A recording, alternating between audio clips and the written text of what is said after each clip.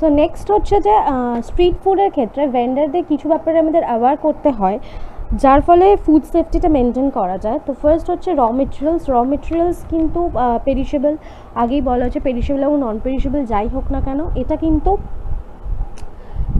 কিন্তু common source of contamination, ঠিক আছে। তো তার ফলে কি হচ্ছে আমাদের, যেরকম আমরা আগেও দেখলাম লার্জ স্কেল এস্টাবলিশমেন্টে, তো এখানেও আমরা দেখব র মেটেরিয়ালসকে কীভাবে স্টোর করা হচ্ছে, স্টোরেজের জায়গা এবং কীভাবে স্টোর করা হচ্ছে, স্টোরেজ ঠিক না হলে সেটা কন্টামিনেটেড হবেই। প্লাস আর একটা যেটা স্ট্রিট ফুড ভেন্ডারদের যেটা অ্যাওয়ারনেস দেওয়া হবে সেটা হচ্ছে আগমার্ক বা বিআইএ সার্টিফাইড প্রোডাক্ট ইউজ করার জন্য, যাতে কোনো রকম পয়জনিং বা ফুড পয়জনিং এই জিনিসগুলো যাতে না হয়। তারপর ওয়াটার অ্যান্ড আইস, যে ওয়াটারটা খাবার জন্য বা মানে কোল্ড বেভারেজেসের ক্ষেত্রে, যেগুলো স্ট্রিট ফুডের মধ্যে যে কোল্ড বেভারেজগুলো পাওয়া যায় সেখানে যে ওয়াটারটা ইউজ হবে সেটা তো পোর্টেবল ওয়াটার হতে হবে। এবং অনেক ক্ষেত্রে ফ্রুট জুস বা লস্যি এইসবের ক্ষেত্রে আমরা যে আইসটা ইউজ করি সেটাও কিন্তু পোর্টেবল ওয়াটার থেকেই হতে হবে আইসটা। আর দুটো সেপারেট বাকেটস রাখতে হবে, একটা হচ্ছে ইউজড প্লেটস অ্যান্ড গ্লাসেসের জন্য, আর একটা সেপারেট বাকেটসের মধ্যে ওয়াটার রাখতে হবে ফর ড্রিঙ্ক। আচ্ছা, প্রিপারেশনের এরিয়া হাইজেনিক অ্যান্ড স্যানিটাইজ হতে হবে, কিছুটা অ্যাওয়ার করা যেতে পারে, যদিও সব ক্ষেত্রে স্ট্রিট ফুডের ক্ষেত্রে এটা পসিবল নয়। যিনি ফুড হ্যান্ডলিং করছে তার পার্সোনাল হাইজিন মেনটেন করতে হবে। তারপরে transportation, storage and prepared food, কীভাবে ট্রান্সপোর্ট করা হচ্ছে, কীভাবে ফুডটা সেল করা হচ্ছে সেটা কতটা হাইজেনিকভাবে বা কীরকম মেটেরিয়ালের মধ্যে ট্রান্সপোর্ট করা হচ্ছে সেটা মেনটেন করতে হবে। ইকুইপমেন্ট, ইউটেন্সিল, কন্টেনার্স এগুলো অবশ্যই ক্লিন হতে হবে, স্যানিটাইজ হতে হবে। আর তারপর হচ্ছে ভেন্ডিং ইউনিটস ইউজ করলে র মেটেরিয়ালস খুব ভালো স্ট্যান্ডার্ডাইজ র মেটেরিয়াল ইউজ করতে হবে। আর হচ্ছে non uses of disposable repeatable containers, আচ্ছা এগুলোকে রিপিটেডলি ক্লিন করতে হবে। যদি কোনো ভেন্ডিং মেশিন ইউজ করা হয়, যদি এগুলো রিপিটেডলি ক্লিন না করা হয় তার ফলে কিন্তু ফুডবর্ন ডিজিজ, এখানে যে কন্টামিনেন্টসগুলো তৈরি হচ্ছে ক্লিন না করার ফলে, তার ফলে কিন্তু ফুডবর্ন ডিজিজগুলো হতে পারে। আচ্ছা, ওয়েস্ট ডিসপোজাল এবং পেস্ট কন্ট্রোল করতে হবে। আমরা দেখবো যে কোনো ফুড ভেন্ডারের যে কিয়স্কটা আছে সেটা যেন কোনো রকম ওয়েস্ট ডিসপোজাল বা সুয়েজ বা ড্রেনেজের পাশে যেন না হয়, সেটা থেকে একটু দূরে হতে হবে। তো এই জিনিসগুলো। আর বাকি কিছু হচ্ছে টেম্পোরারি ফুড সার্ভিস বলতে বলা হচ্ছে যেগুলো ধরো কোনো ওকেশন লাইক বিয়ে বাড়ি, বার্থডে পার্টিস, এই ধরনের পার্টিসগুলোতে যে ফুড সার্ভিস এস্টাবলিশমেন্টটা তৈরি করা হয় সেটা কিন্তু পার্মানেন্ট নয়, ইটস আ টেম্পোরারি ক্ষেত্রেও আমরা যেভাবে আমরা স্ট্রিট ফুড বা এর আগে লার্জ স্কেলে আমরা মেনটেনেন্স দেখেছি ওইভাবে কিন্তু মেনটেন করতে হবে। ইউটেন্সিলস ক্লিন হতে হবে, সার্ভিস এরিয়া ক্লিন হতে হবে, প্রিপারেশন জায়গা ক্লিন হতে হবে এবং প্রপার লাইট অ্যান্ড ভেন্টিলেশন থাকতে হবে।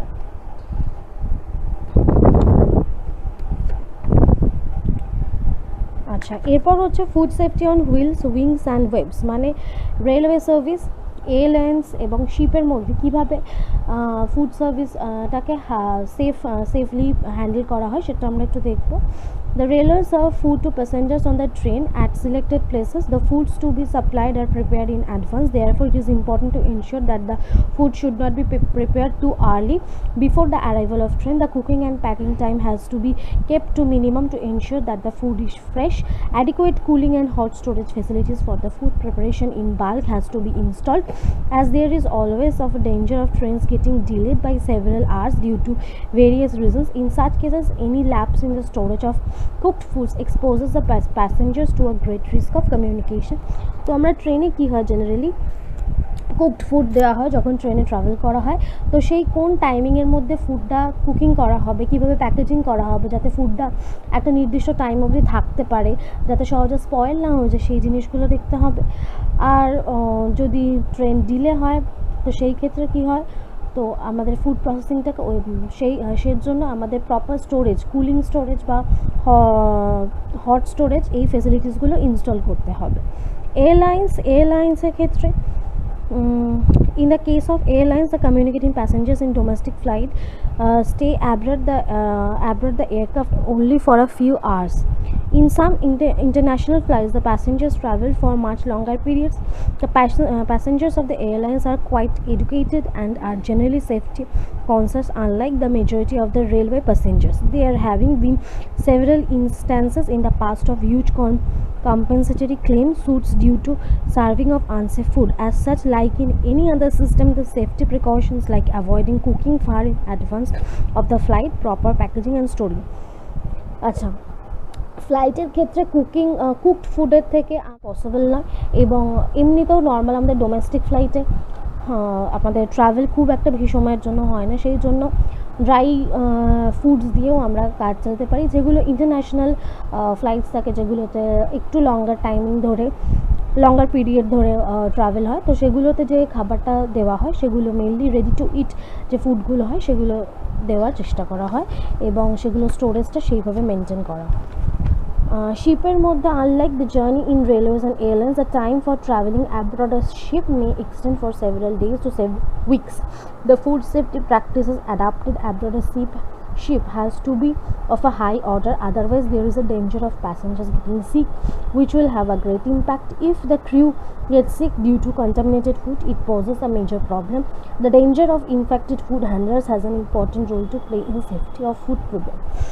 শিপ এবং এয়ারলাইন্সের থেকে রেলওয়ে এবং এয়ারলাইন্সের থেকে শিপের ফুড হ্যান্ডলিং কিছুটা আলাদা হয়। শিপের ক্ষেত্রে বড় বড় আমাদের যেগুলো প্যাসেঞ্জার শিপ হয় বা যেগুলো ইকোনমিক্যাল শিপ হয়, সেগুলোর মধ্যে গ্যালি থাকে বা কিচেন থাকে, সেখানে কিন্তু ফ্রেশলি ফুড প্রিপেয়ার্ড হয়, এবং তাদের প্রপার স্টোরেজের ব্যবস্থা থাকে। তো শিপের স্টোরেজ এবং ফুড হ্যান্ডলিংটা অনেক আলাদা হয় rather than airlines and railways, কারণ ক্রিউ যদি ফুড পয়জনিংয়ে অ্যাফেক্টেড হয় তাহলে সেক্ষেত্রে প্রবলেম হতে পারে, কারণ একটা শিপের জার্নি 1 মাস হতে পারে, 1 সপ্তাহ হতে পারে, বা 1 মাসের বেশি হতে পারে। তো সেই ক্ষেত্রে শিপের স্টোরেজ, র মেটেরিয়াল স্টোরেজ, সেখানে প্রপার কুলিং এজেন্ট থাকে লাইক রেফ্রিজারেটর, কুলার, এগুলো থাকে, সেরকম হট ইকুইপমেন্টসও থাকে। ওকে, তো শিপের মেনটেনেন্সটা এইভাবে করা হয়। Thank you. Hello learners, today we will learning about microbiology unit 12, which is risk analysis. In risk analysis chapter, at first we have to know about what is risk. Risk is a function of the probability of an adverse health effect and the severity of that effect consequential to a hazard in food. তো risk বলতে যেটা বলা হচ্ছে, কোনো একটা food থেকে risk is a function, মানে risk হচ্ছে এমন একটা ফাংশন যে কোনো যদি কন্টামিনেটেড ফুড থেকে, বা কন্টামিনেটেড কি সেটা কন্টামিনেটেড নয় সেটা আমি জানি না, মানে সেটা আমরা জানতে পারি না, যে কোনো টাইপের ফুড ইনটেক করার পর সেটা থেকে হেলথ হ্যাজার্ডের যে প্রবাবিলিটিটা থাকে, এবং হেলথ হ্যাজার্ড হলে যে হ্যাজার্ডের যে সিভিয়ারিটিটা থাকে, সেই ফাংশনটাকে বলা হচ্ছে রিস্ক। তো রিস্ক অ্যানালিসিসের জন্য কি করা হয়, আগেই বলেছে কোডেক্স এলিমেন্টারিয়াস হচ্ছে একটি commission for analysis of foods and all that. তো কোডেক্স এলিমেন্টারিয়াস কি বলছে, রিস্ক অ্যানালিসিস কীভাবে করা হয়। আর process consisting of 3 components: risk assessment, risk management and risk communication. তো রিস্ক অ্যানালিসিস করতে গেলে আমাদের 3টে কম্পোনেন্টস লাগে, সেটা হচ্ছে assessment, risk management and risk communication. এই 3টে একসাথে হয়ে যে কাজটা হচ্ছে সেটাই কিন্তু রিস্ক অ্যানালিসিস। এরপর আমরা দেখব, তোমরা যখন পড়বে দেখবে 272 পেজে কিছু ডেফিনেশন আছে, শর্ট নোটস টাইপের। তো ওখানে আমরা দেখছি রিস্ক অ্যাসেসমেন্ট কী। রিস্ক অ্যানালিসিস আগেই বললাম যে এটা একটা প্রসেস যেটা 3টে কম্পোনেন্টস নিয়ে তৈরি: risk assessment, risk management and risk communication. তো রিস্ক অ্যাসেসমেন্টের মধ্যে কী পড়ছে, The scientific evaluation of known or potential adverse health effects resulting from human exposure to foodborne hazard. The process consists of the following steps: hazard identification, hazard characterization, exposure assessment, and risk characterization. The definition includes quantitative risk assessment, which emphasize reliance on numerical expressions of risk, and also qualitative expression of risk as well as an indication of the attendant uncertainties. তাহলে risk assessment হচ্ছে এটা একটা evaluation. তো এটা ইভ্যালুয়েশনটা কী হয়, of known or potential adverse health effects resulting from human exposure to foodborne hazard. Assessment আমরা এটাই করছি যে কোনো একটা বর্ন ডিজিজ যেটা আমরা জানি সেটার এফেক্ট মানে সেটার রেজাল্টটা হিউম্যান বডিতে কিভাবে হচ্ছে সেটাই কিন্তু হচ্ছে রিস্ক অ্যাসেসমেন্ট। রিস্ক অ্যাসেসমেন্টের আবার কিছু কিছু প্রসেস থাকে, সেগুলো যে কোনো রিস্ক অ্যানালিসিসের ক্ষেত্রেই যে কোনো রিস্ক অ্যাসেসমেন্টই যখন করবো সেগুলো কিন্তু সেম থাকবে। প্রথমে হচ্ছে হ্যাজার্ড আইডেন্টিফিকেশন। প্রথমে আমাদের হ্যাজার্ডটাকে আইডেন্টিফাই করতে হবে যে এই হ্যাজার্ডটা কেন হয়েছে, তারপর ক্যারেক্টারাইজ করতে হবে যেটা কী ধরনের হ্যাজার্ড, তারপর হচ্ছে এক্সপোজার অ্যাসেসমেন্ট, যে হিউম্যান বডি এটা কিভাবে এই হ্যাজার্ডটার সাথে এক্সপোজ হয়েছে। Risk characterisation, the definition includes quantitative risk assessment, which emphasizes reliance on numerical expressions of risk and also qualitative expression of risk।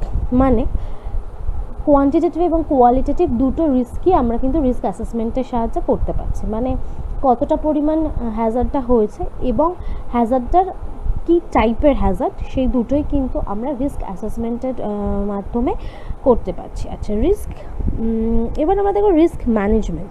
The process of weighing policy alternatives to accept, minimise or reduce assessed risk and to select and implement appropriate options. Risk communication and আচ্ছা, risk management বলতে আমরা বুঝছি যেটা হচ্ছে একটা process, এটা হচ্ছে weighing policy alternatives to accept, minimise or reduce assessed risk and to select implement appropriate options. Management মানে হচ্ছে আমরা রিস্কটাকে অ্যাসেসমেন্ট করার পর সেটা সেই হ্যাজার্ডটা বা সেই রিস্কটা কী করে মিনিমাইজ করব, বা সেই রিস্কটা কীভাবে রিস্কটাকে মিনিমাইজ করার জন্য আমার কী কী ইমপ্লিমেন্টেশন দরকার হবে, সেটা হচ্ছে risk management. Risk communication and interactive process of exchange of information and opinion on risk among risk assessors, risk managers and other interested parties. তো রিস্ক কমিউনিকেশন কি, আমি একটা রিস্ক অ্যানালাইসিস করতে গেলে প্রথমে অ্যানালাইজ করার পর তো আমি অ্যাসেসমেন্ট কী করবো, যিনি অ্যাসেসার্স আছে, যেরকম ধরো এই কডেক্স অ্যালিমেন্টারিয়াস বলো বা এইচএসিসিপিআর বলো, নেক্সট চ্যাপ্টারে তোমরা পড়বে এইচএসিসিপি। তো এইগুলোর ক্ষেত্রে কী হয়, যারা এই রিস্কগুলো অ্যানালিসিস করেন বা যারা ম্যানেজ করে তাদের সাথে কমিউনিকেট করা কী কী ইমপ্লিমেন্টেশন দরকার রিস্কটাকে কন্ট্রোল করার জন্য বা রিস্কটাকে রিডিউস করার জন্য, এগুলো যাদের সাথে কমিউনিকেট করা হয় সেই প্রসেসটাকে বলা হচ্ছে রিস্ক কমিউনিকেশন। আচ্ছা, এবার আমরা এখানে দেখব যে হ্যাজার্ড আইডেন্টিফিকেশন আমরা কী করে করছি। রিস্ক অ্যাসেসমেন্টের মধ্যে identification, the identification of known or potential health effects associated with a particular agent. প্রথমে আমাদের দেখতে হবে যে পার্টিকুলার এজেন্ট থেকে আমাদের হেলথ হ্যাজার্ডটা কী ধরনের হয়েছে, সেটা কি নোন অর নাকি নোন নয়। তারপর হচ্ছে characterisation, Hazard characterisation, the qualitative or quantitative evaluation of the nature of the adverse effects associated with biological, chemical and physical agents which may be present in food. মানে হচ্ছে যে আমার ফুডটার মধ্যে কী ধরনের হ্যাজার্ডটা এসছে এবং কতটা পরিমাণে হ্যাজার্ডটা এসছে, মানে সেটা ফিজিক্যাল এজেন্ট নাকি কেমিক্যাল এজেন্ট নাকি বায়োলজিক্যাল এজেন্ট, সেটা আইডেন্টিফাই করব এবং সেটার কোয়ান্টিটিটা কীরকম সেটা আইডেন্টিফাই করব।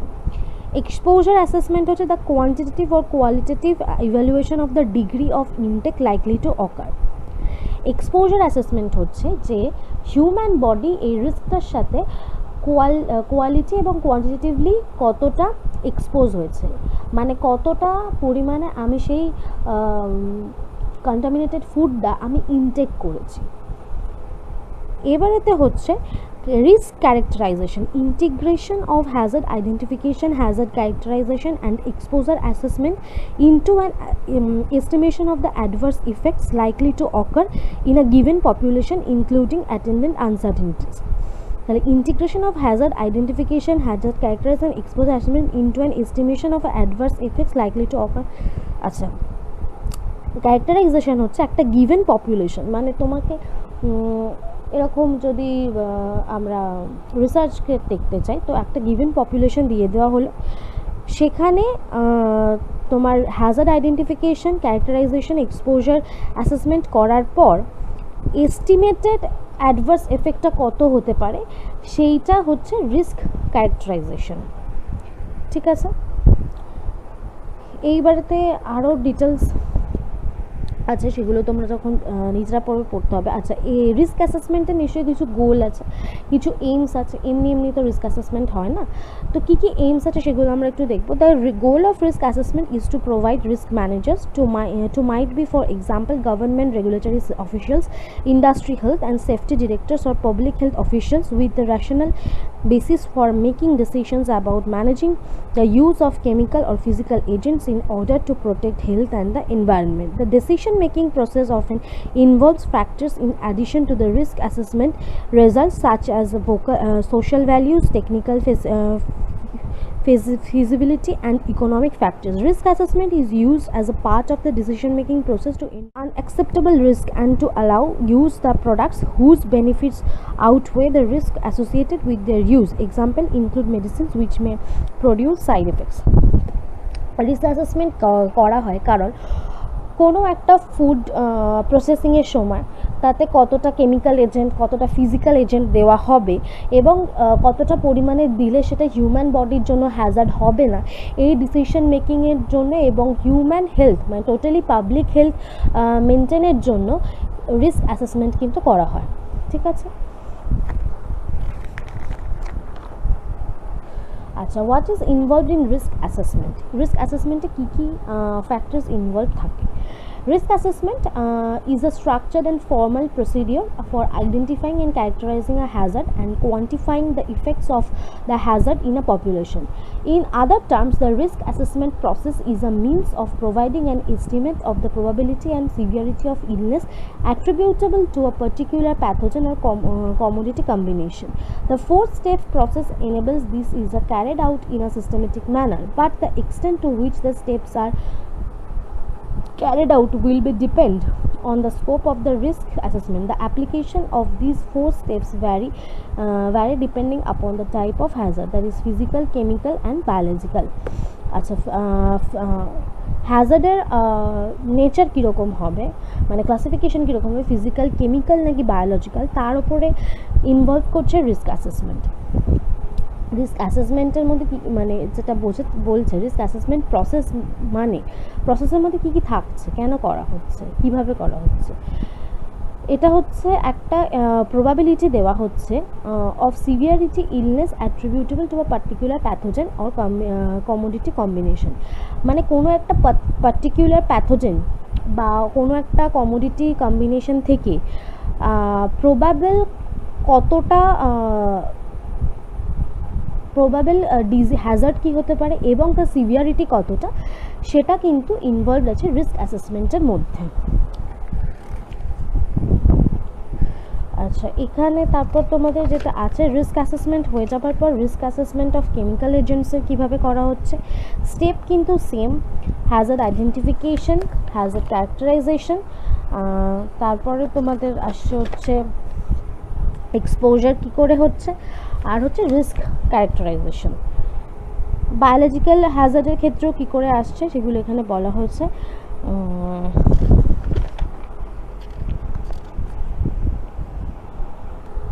আচ্ছা, এবার আসি করে আসছে সেগুলো এখানে বলা হয়েছে।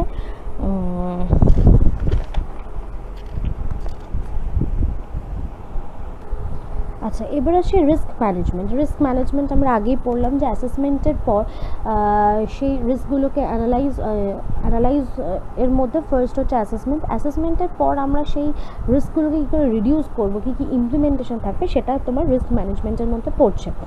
রিস্ক ম্যানেজমেন্টের কিছু এলিমেন্টস আছে, সেগুলো হচ্ছে risk evaluation, risk management, option assessment, implementation of management, monitoring and review. আচ্ছা, এবারে আসছি জেনারেল প্রিন্সিপাল অফ রিস্ক ম্যানেজমেন্টেরও কিছু প্রিন্সিপাল থাকে, সেই প্রিন্সিপালের বাইরে গিয়ে কিন্তু রিস্ক ম্যানেজমেন্ট কাজ করতে পারে না।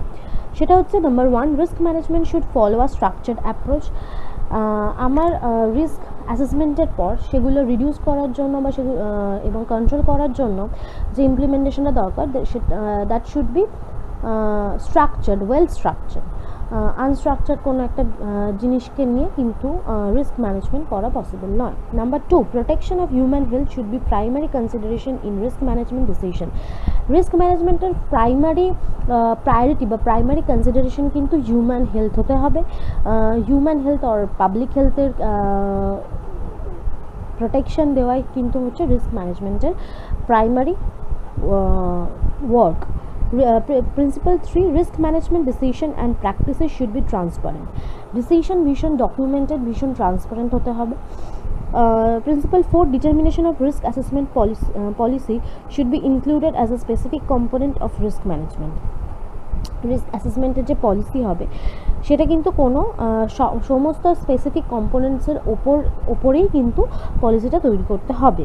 Risk 5, risk management should ensure the scientific integrity of the risk assessment process by maintaining the functional separation of risk management and risk assessment. তাহলে risk management should ensure the scientific integrity of the risk assessment process by maintaining the functional separation of risk. আচ্ছা, risk ম্যানেজমেন্টের কাজ, risk ম্যানেজমেন্টকে এটা maintain করতে হবে যে functionally separation of management এবং অ্যাসেসমেন্ট দুটো কাজ কিন্তু ফাংশনালি সেপারেট করতে হবে। Principle 6, risk management decisions should take into account the uncertainty in the output of the risk assessment. Risk অ্যাসেসমেন্টের যে আনসার্টেনিটি থাকে সেটাকে অ্যাকাউন্ট করার জন্য কিন্তু রিস্ক ম্যানেজমেন্ট করতে হবে। 7 হচ্ছে risk management should include clear interactive communication should take into account the uncertainty in the output of the risk assessment. Risk অ্যাসেসমেন্টের যে আনসার্টেনিটি থাকে সেটাকে অ্যাকাউন্ট করার জন্য কিন্তু রিস্ক ম্যানেজমেন্ট করতে হবে। 7 হচ্ছে risk management should include clear interactive communication with consumers and other interested parties in all aspects of the process. Risk ম্যানেজমেন্টকে কিন্তু কনজিউমার্স এবং যারা ইন্টারাক্টিভ সেশনে যারা থাকছে তাদের সাথে ক্লিয়ার ডিসকাশন করতে হবে। Principle 8, risk management should be a continuing process that takes into account all newly generated data in the evaluation and review of risk management decision.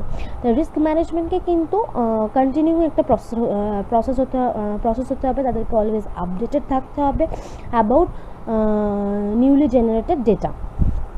আচ্ছা, এবার আসছি আমরা risk communication is an interactive exchange of information and opinions concerning risk among risk assessors, risk managers, consumer and other interested parties. তাহলে এটা হচ্ছে interactive এবং decision মেকিংয়ের একটা প্রসেস বা ওপিনিয়ন নেওয়া এবং দেওয়ার একটা প্রসেস।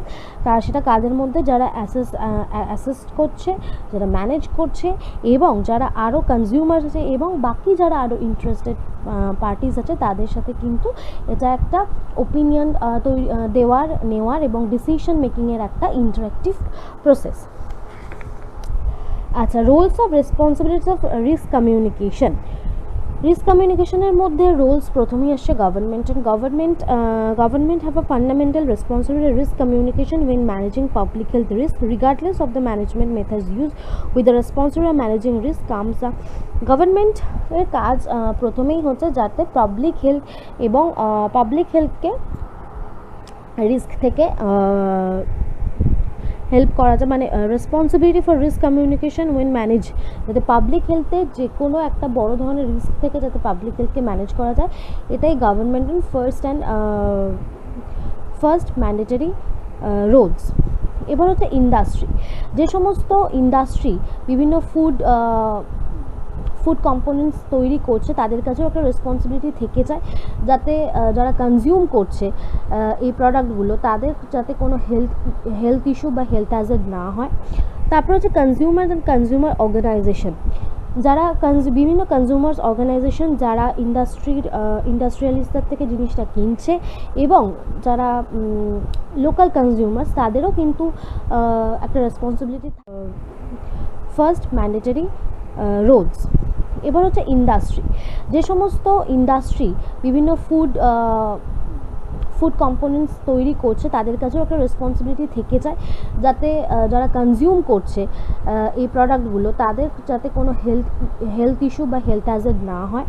তারপর হচ্ছে কনজিউমার অ্যান্ড কনজিউমার অর্গানাইজেশন, যারা বিভিন্ন কনজিউমার্স অর্গানাইজেশন যারা ইন্ডাস্ট্রিয়ালিস্টদের থেকে জিনিসটা কিনছে এবং যারা লোকাল কনজিউমার্স তাদেরও কিন্তু একটা রেসপন্সিবিলিটি থাকে নিজেদের হেলথকে হ্যাজার্ড থেকে বাঁচানোর এবং নিজে ছাড়া বাকিদের হেলথ হ্যাজার্ড থেকেও বাঁচানো।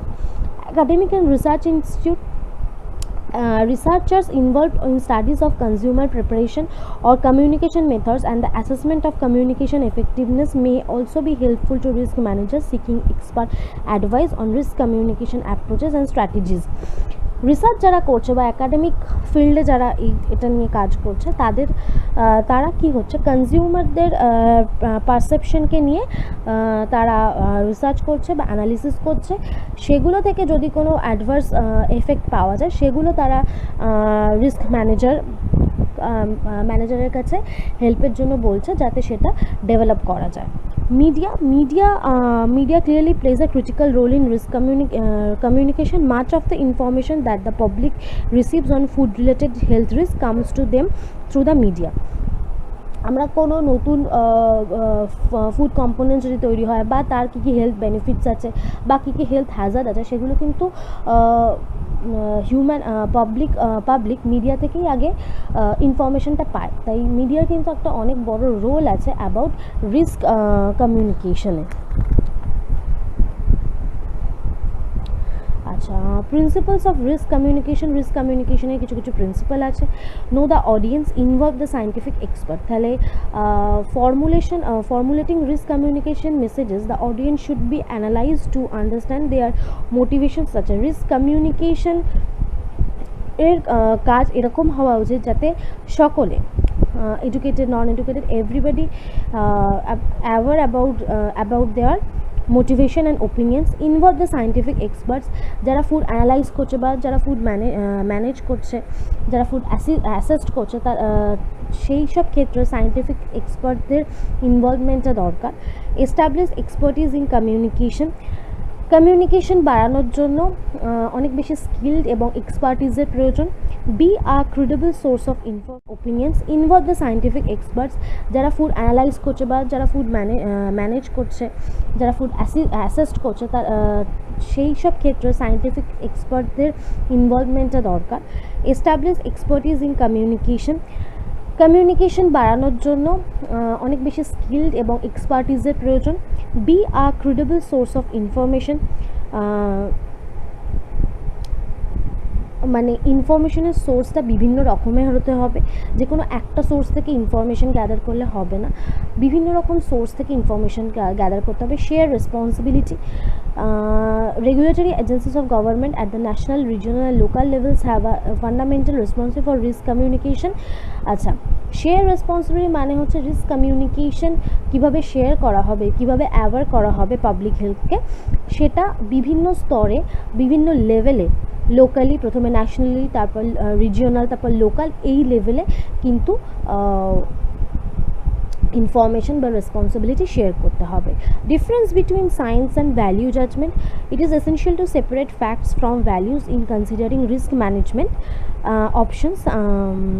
At a practical level, it is useful to report the facts that are known at a time as well as what uncertainties are involved in the risk management decision being proposed or implemented. তারপর হচ্ছে assure transparency, যে risk কমিউনিকেশনের কাজ বা risk ম্যানেজমেন্টের কাজ অনেক বেশি ট্রান্সপারেন্ট হতে হবে, প্রপারলি ডকুমেন্টেড হতে হবে। Put the risk in perspective, one way to put a risk in perspective is two examine it in the context of the benefits associated with the technology or process that poses the risk.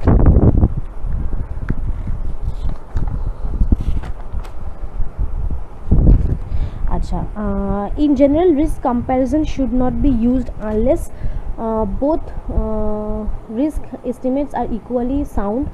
প্রত্যেকটা risk estimate কিন্তু equally sound হতে হবে। Both risk estimates are relevant to the specific audience. প্রত্যেকটা risk estimates কিন্তু প্রত্যেকটা relevant অডিয়েন্সের জন্য specific করতে হবে। The degree of uncertainty in all risk estimates is similar. The concerns of the audience are acknowledged and addressed and the substances, products or activities themselves are directly comparable, including the concept of voluntary and involuntary exposure. The substance, products and activities themselves are directly comparable, including the concept voluntary involuntary concepter মধ্যে এটা কিন্তু directly comparable হতে হবে। Thank you.